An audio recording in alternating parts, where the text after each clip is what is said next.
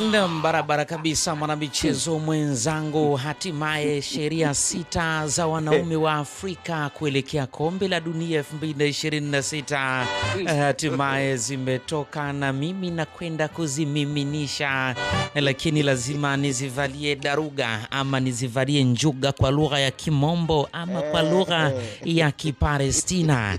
Na sheria ya kwanza inasema hairuhusiwi kabisa kwa mwanaume yeyote kulala nyumbani kipindi hiki cha kombe la dunia.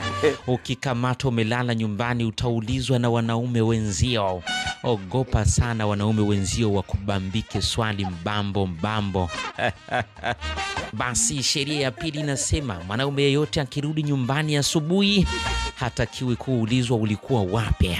Ukikamatwa unamuuliza mwanaume ulikuwa wapi usiku, ni miaka 3 jela. Jela ya kimichezo hiyo.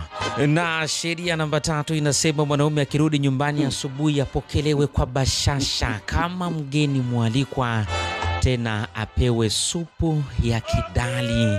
Ole wako sasa asipewe supu ya kidali. Ukikamatwa ni faini ya shilingi 333,224 kwa pesa ya Malawi. Aina hii ya vijana wana mchango mdogo sana katika taifa.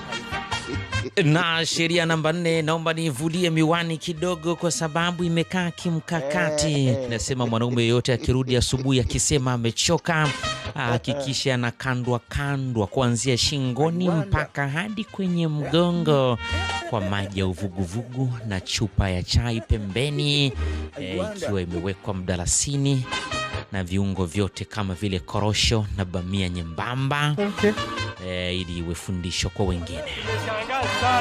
Na sasa